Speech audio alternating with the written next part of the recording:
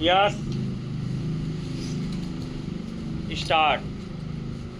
राष्ट्रीय राजधानी दिल्ली के जंतर मंतर समेत देश भर में विद्यार्थियों के सड़क पर आवाज़ बुलंद करने के बाद हरकत में आई सरकार की ओर से प्रवेश एवं प्रतियोगी परीक्षा प्रणाली में सुधार के लिए लाए गए लोक परीक्षा अनुचित साधन निवारण संशोधन विधेयक 2026 को बुधवार को लोकसभा की मंजूरी मिल गई।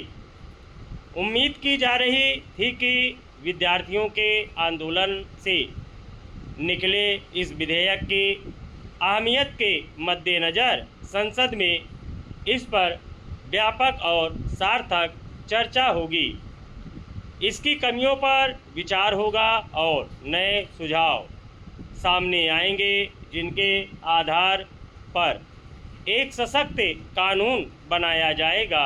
मगर इसे विडंबना ही कहा जाएगा कि चर्चा का यह दौर भी हंगामे की भेंट चढ़ गया, जिसने कई सवाल खड़े कर दिए हैं। विपक्ष का आरोप है कि उसे बोलने नहीं दिया गया, वहीं सत्ता पक्ष का कहना है कि विपक्षी नेताओं ने विधेयक पर चर्चा को केंद्र में नहीं रखा।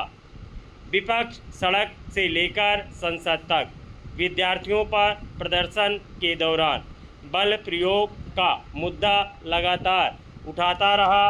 अब सर्वोच्च न्यायालय ने भी संकेत दिया है कि वह पुलिस की सख्ती से जुड़े मामले की जांच के लिए विशेष दल का गठन कर सकता है।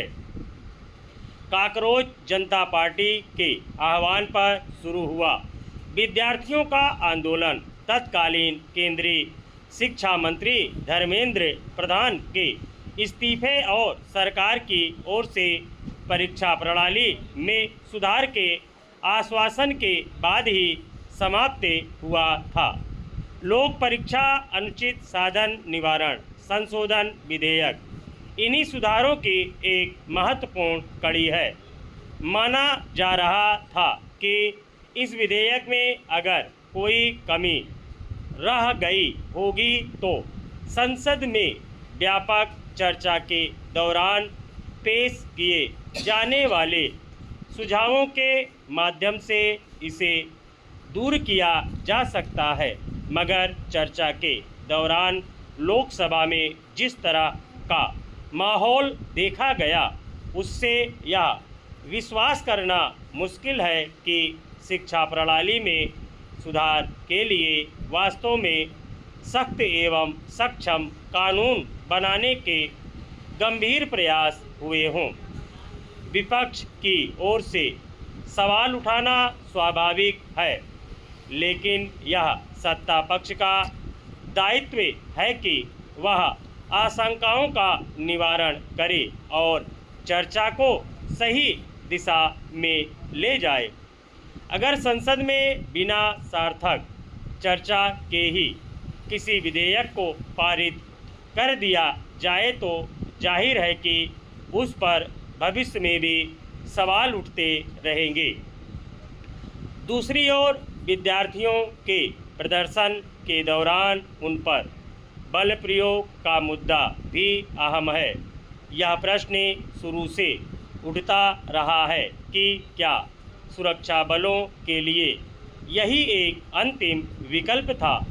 अगर विद्यार्थियों के संसद मार्च से पहले ही सरकार ने संवाद के जरिए उन्हें भरोसे में लेने की कोशिश की होती तो संभवतः इस स्थिति को टाला जा सकता था। सवाल प्रदर्शन के दौरान पायलट गन और AK-47 राइफल से गोलियां चलाने को लेकर भी उठा है। खबरों के मुताबिक दिल्ली पुलिस के एक अधिकारी के कहने पर त्वरित कार्रवाई बल ने पायलट गन समेत कई कम घातक हथियारों का इस्तेमाल किया था। स्टॉप।